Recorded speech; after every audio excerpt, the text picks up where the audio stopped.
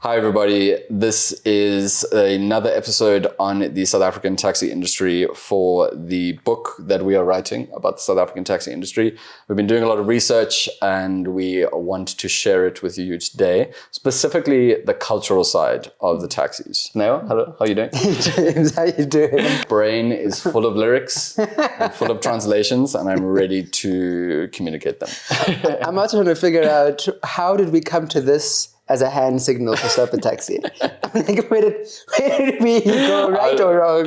I think it's right. I personally believe it's right, but that's for people to decide. Okay, cool. Do you want to start?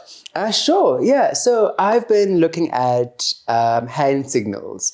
In Johannesburg, when you want to stop a taxi, you don't kind of wait for the guy to kind of scream out where it's going.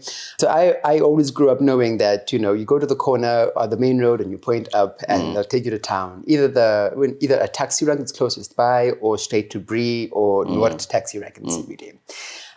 But I'd never known. So number one, I thought this was how taxis as a national industry operated. Yeah. And then I went to Cape Town for school and I was accosted by a gachi saying, what is it now? Mavrekap, and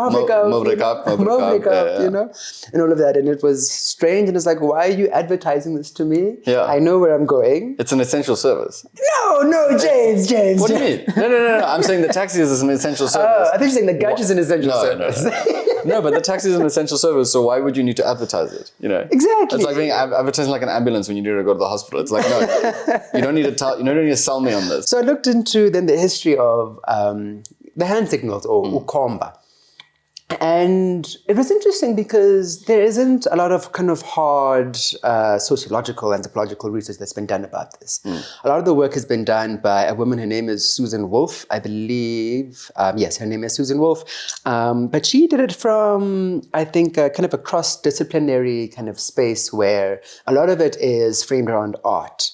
In kind of documenting in this kind of anthropological kind of space, but not kind of trying to investigate what is this, what does this do mean, and not beyond the kind of like practical function.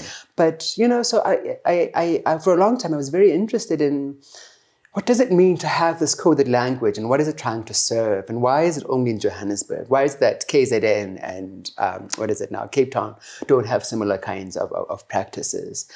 My first thought was, well, maybe it's a thing of Johannesburg. Johannesburg, I know a lot of people have done research and they found that there is a kind of indigenous population, a particular kind of Sotho population that would be considered indigenous to Johannesburg or the broader Gauteng region.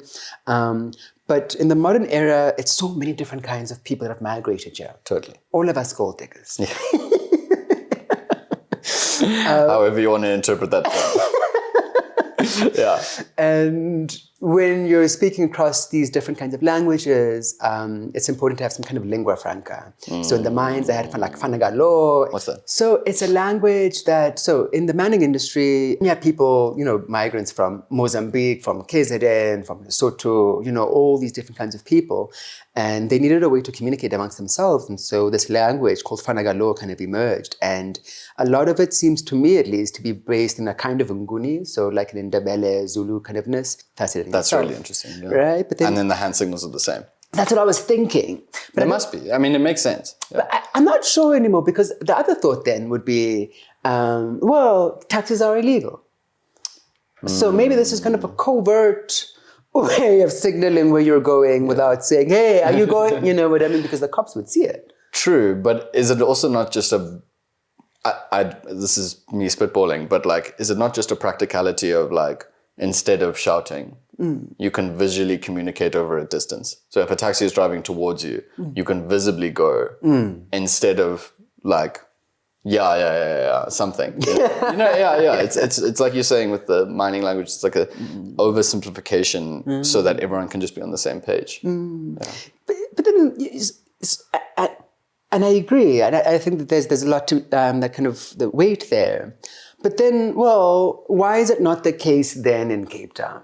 And Cape Town has a big history, kind of the origins of this industry. They're very central to what it means to the taxi industry, its meanings itself, and all the histories of violence and otherwise, and political connections and all the rest of that. surely then a similar kind of process would be happening there, right? Yeah. Because a destination is not in a language. I don't need to translate Marabastad. Yeah. Marabastad is Marabastad in Xhosa, Zulu, Sotho, you know what I mean? Yeah. So do I need a lingua franca, But do you need it if you have a gachi? Does the Then gachi... why do they have gachis and why don't we have gachis? I think for me it's an expense that I don't want to have to spend. Yeah. Keep No, it that's true. possible, yeah. That's an interesting one as well. That, why split your profits with a gachi if you're a taxi driver and you're living? It's a question I'd like to ask a taxi driver in both Joburg and Cape Town. But yeah. So we definitely need to do that. But I wanted to run a little game with you. Okay. And the game is pretty much, what does this hand signal mean? Okay, you're going to have to turn away your laptop because I'm going to see it. Okay. I'm no, ready. you can't read it. You can't I'm ready, read it. I'm ready. Okay, so it's not easy. And then you can also do me as well because I know you know some. Yeah. Okay, so of course. It's to town. Yep. To CBD, like the city center. Yeah, exactly. And then this one. Is it to Soweto from the CBD? No. Isn't it? No, this is just local. What do you mean by local then? I'm just going around the corner. It's a couple of blocks over. Just keep driving and I'll get off somewhere. You would assume that this would be the reverse. Like backwards. Okay. Yeah. I'm learning. Okay. Cool. Yeah. Also this one. I think maybe this way actually. Just look at it. It looks like towers. It looks like the city. It looks well, what? It's 4. 4? Yeah. 4 ways? Yes! Oh. I may be overthinking this. and that's the fascinating I was thinking like, the buildings, the skyline. Yeah. But I think you're on the right track. And I think that there's something to, it is languaging in the sense like I'm communicating 4 ways. It's not just a code, but a symbol, if that makes sense, Yeah. So, okay, 2 more. Yeah. Okay. So these ones are very similar. I don't know why I find these so funny. Yeah. Can you imagine what this is? No. It's a bowl. Pretty much. So this is Orange Farm. Oh, that's really nice. Right? That's really nice. And then this is Orange Grove. Oh, why? It's also holding an orange, but this is already taken. So hold it on the other side. This would be a distant cousin. Okay, that's so interesting. Okay, I have one for you, which is a one that I learned. So this is something interesting that I think is that I think we know about the Joburg ones because Joburg is so documented. Whereas I think these things do exist in other parts of the country. They're just not documented. Okay. So I was talking to my neighbor the other day, and I was talking about hand signals, and he was like, "Oh, I lived in KZN, and then this is one that everyone understands." So they have hand signals in KZN? Yeah. But this, what do you think this means? The beach. No. This means if you're in Eastern Cape and you want to go to Durban, you got to do this. To the waves. Yeah. But it's like all the way along. It's like, it's a direction thing. It's like if you're going, and you don't have to be going to Durban, but it's like if you're going along Garden Route line all the way up. So it's kind of similar to the CBD thing with this one. Yeah. Because this doesn't necessarily mean you're getting off at Bree. Exactly. But it means that you're going in that direction. Yeah. It's essentially you're talking about a line. I see. You're talking about a route. I get that. Yeah. Which I think is, and it's the same for this. And I think that like, the sad thing is, like, I'm sure this exists. I'm confident that this exists in many, many, many places. Like, you could go to the Northern Cape with its 8 people, and they will have some, form of thing. I apologize to the Northern Cape, but it just doesn't. It isn't documented enough. I think it's interesting how it's developed organically with no, also out of necessity. Because, like, if you think about, if you're at a bus stop. Yeah, the bus stop has been mandated by the government, and they tell you everything. That's the other thing, yes. Because that does not exist in the taxi industry. The taxi industry has never been totally governed by the government. There are no predetermined taxi stops. There are taxi ranks, which develop by themselves outside of government control. To this day, even. So. And I agree. And so on this kind of question of kind of cultures that emerge that surround the taxi industry, similar to like the hand signals and otherwise, and these decisions and the rest of it, for me, there is a big temptation to romanticize it, right? So some of the hand signals respond to stories. And the story of Marabastad, there is a prominent kind of mutilation of this man that happens in Marabastad. And the signal then for Marabastad kind of calls back to that story. So I remember it as being this, but some texts refer to the hand signal to go to Marabastad to be this. Now, this is literally referring to the testicles that were removed from this prominent man. So then, one could say things like, oh my God, we're kind of codifying history and, the body as the archive and, what I mean, these kind of beautiful, syrupy kind of reflections. And I think it speaks to a lot of the things that we've been wrestling with, trying to say, what is the taxi industry? Yeah. And I think it defies these easy romanticizations. It defies easy categorizations, whether it is a force for democracy or a force that is undermining democracy, for instance. You know what I mean? For me, what's always kind of landing is this idea of one hand in the fire, the other in the flames, or, with two wheels over the yellow line, right? You know what I mean? The gray area. The gray area. And I think that, moreover, and I think what's lovely then is to understand the taxi industry as, for lack of a better word, a symbol of other kinds of narratives, industries, and practices in South Africa. We all imprint onto it. We all imprint onto it, and there's like kind of a two-way relationship. But again, this idea of like, should we be romanticizing the kind of practices? You know what I mean? And I think that particular kind of political environments want to kind of consistently take people who have been victimized and articulate their practices as kind of these gloriful, beautiful, you know what I mean? And I often find that, personally at least, kind of patronizing, What it really is a navigation of a context. Yeah. Hand signals are responding to a need to be able to communicate where you're going, you know what I mean? Across cultures, across differences, quickly, efficiently, cheaply, without needing to get a whole person, you know what I mean?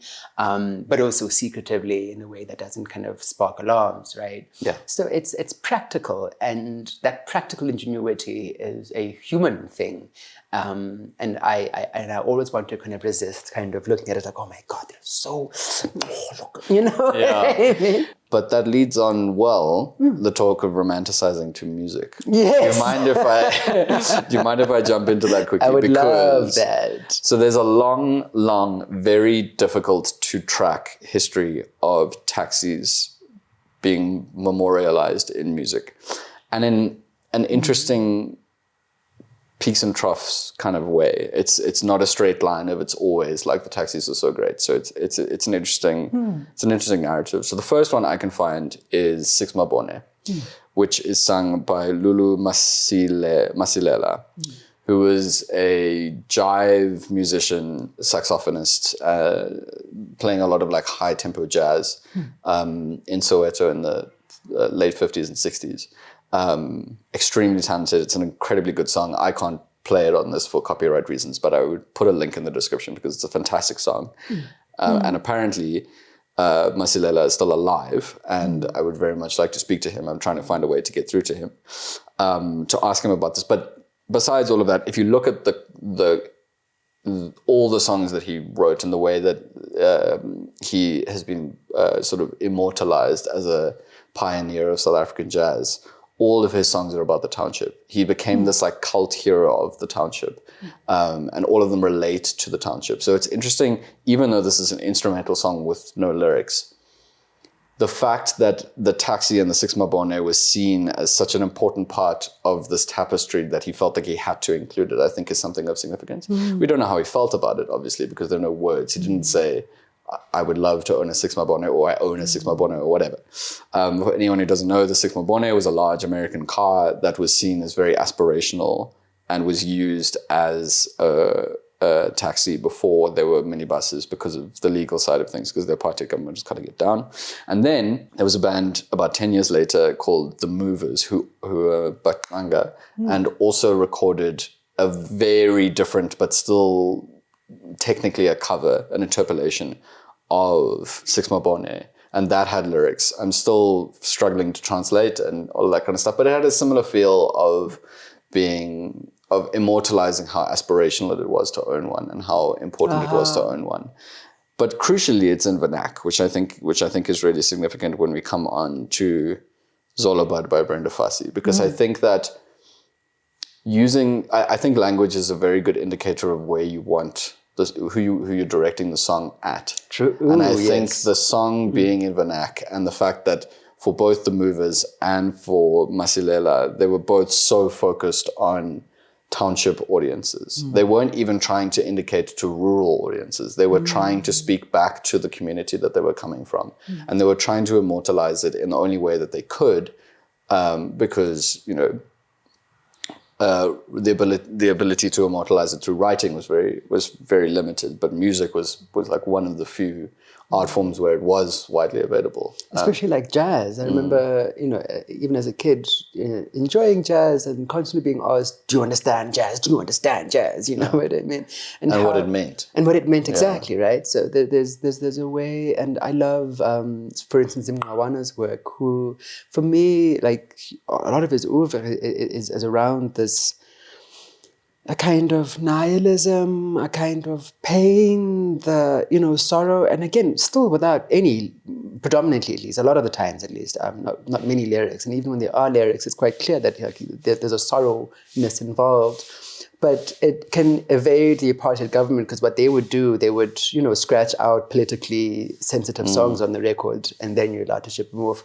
And so you couldn't hear or listen to the political songs on the record. But with jazz, you can communicate the basin beneath the basin, if that makes any sense. The emotion behind the thing. Exactly. Where the title becomes very important because it points you in the direction. Like the apartheid government didn't know what a six mabone was. Yeah. Like they just didn't. And it's a very high tempo jive song. So it feels dynamic, which brings us on to Zola by Brenda Fassie. And this is fundamentally different, but still recognizably the same, because it was bubblegum. It was like high tempo pop music from a woman who was everything. She was the first, I would say probably since Miriam Makeba, was like the next generation of like Black township superstar. And I mean, she was referred to as the Madonna of the township. Brenda Fassie was supposed to be fun and light and challenging and in your face, but in a very sweet way. That's why her music was so, it was so pop. It was like, so like if you go watch the music video, again, copyright, but I will put it in the links. So I put the link in the description, because if you go back and watch this music video, they all have like green lipstick on, and they've got like these like Lumo bangles, and they're just doing whatever dance move seems to come to them at the time. It is so crazy, but it's such a good music video, and it's in English. And I don't know why it's so interesting that it's in English, but it is. And so again, for context, Zola was a white South African runner who broke all these records, specifically the 5,000 meter, the women's 5,000 meter, twice in 3 years. So she was a real point of South African pride, probably mostly white South African pride. And then she got banned because of the sports boycott. So her records didn't count. So the slang making kicked into gear and said, cool, this woman who can run so fast for so long is much like the brand new high ace, which can do the same for us. And then Brenda Fassie took that and then turned it into the song. And the whole song is just high aces the whole way through. And the lyrics are glorifying the taxi itself. And I think that's really significant. And she talks about like, the boss man is angry, I can't be late. Like it's an understanding, it's an acknowledgement of the dynamic. It's not just like, oh, the taxis are great because we made the taxis and we're all part of this. It's like the taxi is the way that I can survive the apartheid state. It's our way of carving through. It's our chariot, But I love that it's about the vehicle itself, because even when I was growing up, those high aces were, number one, they were kept immaculate. Like unlike today, where in many instances actually, it can be quite dirty. There can be holes in the ground. There are many instances where it's also kept, like there's a strong culture in the taxi associations and kind of ranks and otherwise. And they dress, the drivers themselves would dress immaculately immaculately, Yeah. you know, Cavellas, and, you know, brand names, golf shirts, you know what I mean? You know? So like there is like this real sense of pride that I think that Zola Bud is also kind of capturing and kind of connecting to. Yeah, totally. And I think that it's an acknowledgement as like, this is the crack. Like, so it was released as early as I can see in 1987. So in the period where apartheid laws are breaking up and people are able to slip through the cracks and show themselves. And I think Brenda Fassie represents that for me, at least. Yeah. She represents the opening up of blackness in a popular sphere. Like, That's fascinating. I must find the very specific person who wrote this article, Jedi Ramalapa. She wrote a really nice Substack article in 2012 about Zola Bud and about her relationship as a black woman growing up in Soweto with Brenda Fassie as the goal. Brenda Fassie represents this joy. You know, if you read the book Born to Kwaito, they really eulogize how, you know, post 94, Kwaito was this final, like this joyous expression of blackness through music, and it's like this relief of like, it's the first time we don't have to sing songs about being sad. We can be joyous. You know? But I still don't know why she sang it in English. I find it so interesting. Was she trying, and she is memorializing a white woman in a way, you know, like inexplicably. And I'm not trying to say that she's like trying to appeal to a white audience, but it's interesting that it's interesting. It didn't have to be in English, but it is. You know what I think? I think that especially in townships and around this kind of time, you know, the late 80s into the 90s, English occupies a very, what's the word, privileged environment. If you can speak English, you know, you're going somewhere in this world. So it was a flex on her part. In a way, she was like, "Look at me." I think in part, I don't think it kind of like explains it all, but I also wanted to kind of comment on this idea of kind of the joy of Kwaito being the there's something provocative about it. You know what I mean? It's like radical black joy. Yes, but with Kwaito in particular, there's a bit of a fuck you in it. Yeah, but in like, it's sickly sweet. It's exactly. like, fuck you, right? fuck like, you. Remember when we had, and it seems to me, from all intents and purposes, that it's kind of died down, but we used to have a bourgeois. Remember bourgeois? Kind of taken from the word bourgeoisie, right? You're bougie. Yes. You know, they were dressed incredibly, and there was this particular practice, and so we've all known about this practice of kind of pouring alcohol. Number one, to kind of honor the dead, but also as kind of a flex in its own. My bourgeois would pour custard. You know what I mean? They'd be on the streets and they'd pour custard on the floor, you know? Yeah. And I love it because there's a way that, on the one hand, it's decentering this oppressive power. It's saying that you, the way that you've tried to determine my life, I am counting as invalid in a very much way that I would argue that Biko would argue in a similar way. But then we move on to a plethora of songs that have been written post 94. So there's Quantum by Asisa, and it's a really interesting song because again, I'm struggling to translate it, but I'm working on it. But even just from the music video, you can get the gist, which is, you know, I'm super dope, but I'm still a Kasi. You know, I'm still from the townships, and they're all quantums, and it's a dedication to the quantum, but all the quantums are like really dolled up. They're like these like amazing colors, and they're like driving in convoy. It's not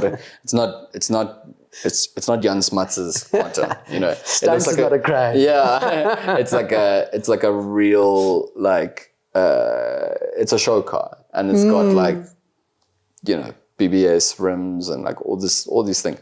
And I think that is interesting because we started with Six Mabone, which is like the quantum is, sorry, we started with Six Mabone where the taxi is aspirational. It's like, this is our chariot out of poverty. Because if we have this, we can make money in a way that very few people are able to make money. And I think the songs reflect that. Then that evolves to Zola Bud, where you have, this is a practical necessity that we are proud of as a way of beating the apartheid system. And then the quantum becomes, this is a representation of the life behind that I have left, but I'm still connected to.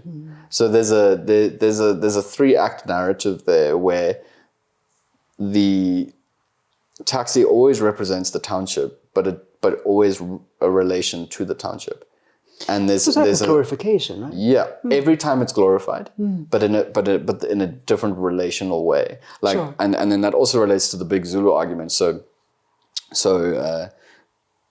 Big Zulu as a hip hop artist often raps about and often like brings up the fact that like he was started as a taxi driver and he made it out of the hood, and but he still owns taxis and he's still related. So there's still that six mabone energy of like, this is the way we get out, or we escape the trap of poverty. But it's also a badge of honor. It's simultaneously something that you're used to escape, but also a link back. I love that. You know what I mean? It's almost contradictory. It's almost paradoxical. I think it kind of speaks to this idea that I'm not a sellout. Yeah. I'm not going to use and kind of exploit the quantum, and the quantum kind of symbolic of human relationships. Especially within the community, within townships, within the neighborhood. I need to borrow taxi fare to go to this place, please. You know what I mean? Oh, I'll catch you next time. Thank you very much. Shall I go? And I'm not going to now I live with the jacaranda tree. Yeah. And just turn my back entirely and kind of embody myself as though I have nothing to do with that, as though I'm this new thing. I'm always going to pay homage to where I come from and the people that made me who I am. And for me, it feels like kind of glorifying the quantum and glorifying the taxi is trying to say, I am proud of what we were able to do. I'm proud of who you made me. You know what I mean? I'm not going to throw you away now that I've made it. I'm not a sellout. And also it's that interesting point of like, okay, cool, you make it, you're hot shit, you've like you made it as an artist, but you are turning back and going, I know that my audience relies on the quantum. Yeah. So it's an I see you, and I'm gonna bring you guys, your guys' iconography to this new like world outside of poverty, and then it's interesting as well because then Big Zulu got in a beef with everyone about like 3 years ago, but specifically with Questa. And doesn't he also have a song called Quantum? He has a song called Quantum, so Big Zulu came out and was like, fuck all of y'all, like I'm the best, but it's very unique. It's like, it seems like, anyway. But then a whole bunch of people responded, but then Questa won the response by, it's quantum with an H, but it's still referencing quantum, and it's supposed to be like, he uses quantum as a motif and taxis as a motif to mock Big Zulu. Aha. And there's like the one line, which is like, I'm in a different rank. Then all that stuff. The pun is lovely. Yeah, it's all good. It's all good. It's a great song. I'm in a different rank. Yeah. And it's all that kind of stuff. And it's a great response. It's a great diss and whatever. But it's interesting that then he almost tries to denigrate that link that Big Zulu tried to establish as like a taxi owner, taxi driver. It's a questioning of his authenticity. Yeah. Which, it's interesting, and there's a reflection of it in like American hip hop. Like you think about like Kendrick and Drake, and it's like, oh yeah, you're not like us, like that whole thing, or like I'm actually from Compton, like you are whatever. But it's interesting that in a South African context, it comes with way more history. It comes with way more baggage. Like there is a through line from Six Mabone to Quantum. And I think that's really interesting. Love it. But yeah, anyway, I'm going to go try and get as much translations as I can done. I'm going to go try and find Lulu and have a conversation and all that kind of stuff. And we're also going to try and find as many hand signals as we can. And I'm going to find that story about Marabastad as well and how kind of that's simple. Yeah. And I'm also really excited to be talking to some other people. I think we've got some really cool people that we've been in conversation with. I would love to have these kind of conversations all together. That's going to be really cool. I'm really excited about that. Yeah. Thanks so much, guys. And we'll see you in the next one.